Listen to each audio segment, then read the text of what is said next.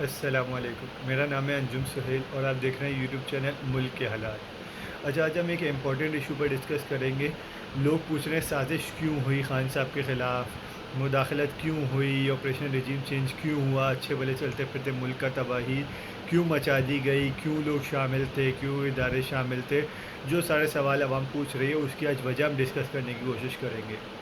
جب پہلے تو یہ بات کہ یہ سازش صرف عمران خان کے خلاف نہیں تھی، یہ پاکستان کے خلاف بھی تھی، یہ ایشین ممالک کے خلاف بھی تھی، اور یہ خاص طور پہ چائنا اور رشیا کے خلاف تھی یہ سازش۔ اور یہ سازش میں امریکہ اور یورپین کنٹریز، یو کے وغیرہ سب شامل تھے، اسرائیل سب شامل تھے اس سازش میں۔ خان صاحب کا تختہ الٹنے میں سارے شامل تھے۔ ہوا کیا تھا جی؟ 23 مارچ کی OIC کی پریڈ ہوتی ہے جس میں چائنیز فارن منسٹر پاکستان میں موجود ہوتے ہیں اور وہ ایک ایگریمنٹ سائن کرتے ہیں۔ 54 مسلم کنٹریز، جس میں زیادہ تر ایشین کنٹریز تھی اور کچھ مڈل ایسٹ کنٹریز تھی، 54 مسلم کنٹریز کو ون روڈ ون بیلٹ میں کنیکٹ کیا جا رہا تھا چائنا کی طرف سے۔ یعنی کہ 54 مسلم ملک دیگر اور ملکوں کو ملا کر اکثر سمجھ لیں آدھی دنیا کو ون روڈ ون بیلٹ کے تھرو کنیکٹ کیا جا رہا تھا چائنا کے ذریعے، یا چائنا یہ کرنا چاہ رہا تھا، چائنا اس کی کوشش کر رہا تھا۔ اور یہ OIC کے اجلاس کے دوران 23 مارچ کے دنوں میں یہ سائن بھی ہوا ہے جب چائنیز فارن منسٹر پاکستان میں تھے اور OIC میں موجود بہت سارے مسلم ملک یہاں موجود تھے، تو یہ آپس میں سائن بھی ہوا ہے، one road one belt system کے لیے کام شروع ہوا ہے۔ یہ ہے کیا؟ ایک طرف ہے امریکہ اور یورپین کنٹریز، دنیا پہ ابھی تک آج کی ڈیٹ میں ان کا راج چلتا ہے۔ دوسری طرف آ رہی ہے چائنا سپر پاور، ساتھ رشیا اس کے ساتھ ہے، ساتھ اگر چائنا آگے بڑھتا ہے تو ایشین ممالک دنیا پر راج کریں گے اور یورپ کا راج ختم ہو جائے گا اور امریکہ کا راج ختم ہونے کے قریب ہے چائنا کے آنے کے بعد۔ اچھا، یہ ہو کیا رہا ہے؟ اگر تو یہ 54 اسلامی ملک جو ہیں، باقی دیگر ملک ہیں، رشیا کے آس پاس کے جو ملک ہیں، چائنا کے زیر رسوخ میں جو ملک ہیں، یہ ایشیا کے ممالک پاکستان، سری لنکا، بنگلہ دیش، نیپال، بھوٹان، یہ سارے جو ملک ہیں، ان سب کو ایک ساتھ کنیکٹ کیا جا رہا تھا چائنا کی طرف سے۔ اگر یہ سارے ایک ساتھ کنیکٹ ہو جاتے تو ادھر ٹریڈ بھی چائنا نے کرنی تھی، ادھر ہولڈ بھی چائنا کا ہونا تھا، اور پاکستان اس کا اہم بازو بننے جا رہا تھا۔ اور یہ بہت بڑی عقل مندی تھی جو لوگوں کو سمجھ نہیں آ رہی۔ آنے والی سپر پاور کے ہم اگر بازو بن جاتے اور یہ سازش مداخلت نہیں ہوتی، ہم لوگ اس کو برداشت کر لیتے امریکن پریشر کو، تو آنے والے کچھ سالوں میں پاکستان اتنا آگے جا سکتا تھا کہ ہماری سوچ و گمان میں بھی نہیں ہے یہ بات۔ اتنی انویسٹمنٹ آنی تھی چائنا کی طرف سے، اتنی انویسٹمنٹ آنی تھی رشیا کی طرف سے، جب یہ روڈ کنیکٹ ہو جاتی گوادر میں اتنا کام ہونا تھا، اتنی انویسٹمنٹ آنی تھی گوادر کی سائڈ پہ بلوچستان میں، پاکستان میں، کہ ہماری کیلکولیشنز فیل ہو جانی تھی۔ یہ اس لیے ہوا ہے کہ یہ سلسلے روک دیے جائیں، سی پیک پہ کام بند کر دیا جائے، گوادر پہ کام بند کر دیا جائے، یہ ون روڈ ون بیلٹ کا خاص طور پہ روکنا مقصود تھا۔ اسی لیے خان صاحب کو ہٹایا گیا، دیگر کوشش کی گئی سری لنکا کے حالات، انڈیا کو تھوڑا سا پریشر دیا گیا یا دیگر ملک، ون روڈ ون بیلٹ کو ختم کرنے کی سازش ہے یہ۔ اسی کا شکار عمران خان صاحب بھی ہوئے، پاکستان بھی ہوا، ایشین ممالک بھی ہو رہے ہیں، اور چائنا اور رشیا بھی ہم سے ناراض ہیں، پاکستان سے ناراض ہیں اسی وجہ سے۔ اگر پاکستان کچھ دن اسٹینڈ لے لیتا امریکہ کے خلاف تو پاکستان بہت آگے جا سکتا تھا۔ یہ تھی وہ سازش جس کو روکنے کے لیے سارا پلان بنایا گیا، جس کو روکنے کے لیے امپورٹڈ حکومت 13-14 جماعتوں کے مکس اچار کو ہم پر مسلط کیا گیا اور پاکستان کو اس بیڑا غرق کرنے کی طرف لے گئے کہ پاکستان کو اپنے پیروں پر کھڑا ہونے میں بھی بہت ٹائم لگے گا۔ یعنی کہ پاکستان کو اپنی مسائل میں اتنا الجھا دیا گیا کہ پاکستان فارن پالیسی کے معاملات کی طرف دیکھ ہی نہیں سکتا۔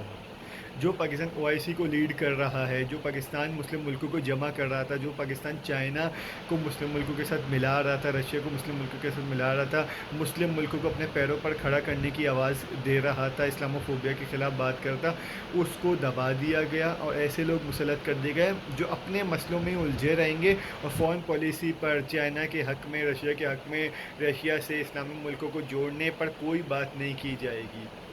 ان کو خطرہ تھا کہ اگر اسلامی ملک متحد ہو جائیں، کوئی 20-25 اسلامی ملک بھی، مسلم ملک بھی متحد ہو جائیں اور چائنا اور رشیا کے ساتھ مل جائیں تو یورپ کی جو ایجاداری ہے پوری دنیا پر یہ ختم ہو جائے گی۔ ٹریڈ کا ہب جو آج یورپ ہے یہ نہیں رہے گا، ایشیا بن جائے گا۔ تو یہ عمران خان کے خلاف سازش نہیں تھی صرف، یہ پاکستان کے خلاف بھی سازش تھی، یہ ایشیا کے خلاف بھی سازش تھی، یہ چائنا رشیا کے خلاف بھی سازش تھی، اور تمام مسلم ملکوں کے خلاف سازش تھی۔ امت مسلمہ کی آواز کو دبانا تھا۔ اور ایسے بندے کو دبانا تھا جو مسلم ملکوں کو متحد کر رہا تھا۔ افغانستان ہمارے ساتھ ہو رہا تھا، ایران ہمارے ساتھ ہو رہا تھا، عراق، سیریا، ٹرکی، یو اے ای، سعودیہ، سب ایک پیج پر جمع ہو رہے تھے، سب چائنا کی طرف دیکھ رہے تھے، اور یہ اس کی وجہ تھی پاکستان ملا رہا تھا سب کچھ چائنا سے، مسلم ملکوں کو متحد کر کے چائنا اور رشیا کی طرف لے جا رہا تھا تاکہ یہ سارے ملک اپنے پیروں پر کھڑا ہو سکیں اور امریکہ اور یورپ کی غلامی سے آزاد ہو سکیں، اور ٹریڈ کا مرکز، ٹریڈ کا ہب ایشین ممالک بن سکے، چائنا بن سکے، رشیا بن سکے، پاکستان بن سکے، اور اس سائڈ انویسٹمنٹ آ سکے۔ تو ان سب چیزوں کے خلاف سازش کی گئی ہے، اور ہماری ایک اسٹیبلشمنٹ، ہمارے ادارے، ہماری یہ جماعتیں اگر اس وقت تھوڑا سا امریکہ کا پریشر برداشت کر لیتی اور آنے والی سپر پاور کا ہم رائٹ ہینڈ بن جاتے، چائنا کا رائٹ ہینڈ بن جاتے، رشیا کا ساتھ دے دیتے، تو آنے والے وقتوں میں سی پیک، گوادر اور ان جگہوں پر اتنی انویسٹمنٹ ہوتی کہ ہمارے سارے قرضے اتر جانے تھے اور پاکستان اپنے پیروں پر کھڑا ہو جانا تھا۔ لیکن یہی تو امریکہ اور یورپین ملک نہیں چاہتے، اسرائیل نہیں چاہتا، انڈیا نہیں چاہتا، اسی لیے سازش کی گئی، اور خاص طور پہ سازش کا مقصد تھا کہ پاکستان فارن پالیسی کو بالکل بھول جائے، بجلی، گیس، آٹا، چینی، پٹرول، دالیں، سبزی، انہی کے معاملات میں اتنا الجھ جائے کہ فارن پالیسی کے معاملات بھول جائے، مسلم ملکوں کو متحد کرنا بھول جائے، چائنا اور رشیا سے ملانا مسلم ملکوں کو بھول جائے، خود ان کی طرف جانا بھول جائے، اور غلامی میں بھیک مانگنے پہ اتنا مگن ہو جائے کہ اس کو کچھ اور یاد ہی نہ رہے۔ پاکستان کو فارن پالیسی سے سائڈ پہ کرنا تھا، پاکستان جو فارن پالیسی میں دنیا میں بہت آگے جا رہا تھا، مسلم ملکوں کو متحد کر رہا تھا، چائنا اور رشیا کی طرف لا رہا تھا، ان سب کے خلاف سازش کی گئی ہے۔ تو یہ سازش صرف عمران خان کے خلاف نہیں تھی، یہ سازش پاکستان کے خلاف بھی تھی، پاکستان کی فارن پالیسی کے خلاف بھی تھی، ایشین ممالک کو ترقی یافتہ بننے سے روکنے کے خلاف بھی تھی، اور چائنا اور رشیا سے سب مسلم ملکوں کو دور کرنے کے خلاف بھی یہ سازش تھی۔ لیکن کیا یہ سازش کامیاب ہوگی؟ اگر عوام چاہے تو یہ سازش کامیاب نہیں ہوگی۔ فارن پالیسی کے معاملات پر پاکستان جب سے امپورٹڈ حکومت آئی ہے تو پاکستان انڈیا کے ساتھ تعلقات بھی شروع کر دیا، اسرائیل بھی اٹھ گیا، چائنا ہم سے ناراض، رشیا ہم سے ناراض، کسی کی ہمیں فکر نہیں، ہمیں صرف امریکہ کی فکر ہے کہ امریکہ راضی ہو جائے۔ ہم رشیا سے اس لیے تیل نہیں خرید سکتے، وہ امریکہ کا دشمن ہے، لیکن ہم انڈیا سے تجارت کریں کیونکہ وہ امریکہ کا دوست ہے، تو ہم امریکہ کی کالونی بن کے رہ گئے جیسے رشیا نے کہا تھا۔ اور فارن پالیسی کے معاملات چائنا اور رشیا کی طرف دیکھنا، اور خاص طور پہ مسلم ملکوں کو متحد کرنے کی کوشش کرنا، خان صاحب کے خلاف سازش کا سب سے اہم وجہ تھی، سب سے اہم کردار تھا، اسی وجہ سے خان صاحب کے خلاف سازش ہوئی۔ مسلم ملک اگر 20-25 بھی آج متحد ہو جائے، ایک ہو جائے، ایک امت بن جائے، اور ایسی مضبوط ہو جائے، تو یورپ کی یا امریکہ کی کسی کی ہمت نہیں ہوگی، انڈیا کی ہمت نہیں ہوگی مسلمانوں کو کہیں بھی تکلیف پہنچانے کی۔ یہ مسلم ملکوں کو، مڈل ایسٹ کے مسلم ملکوں کو الگ مسائل میں الجھا دیا، ایشیا کے مسلم ملکوں کو الگ مسائل میں الجھا دیا،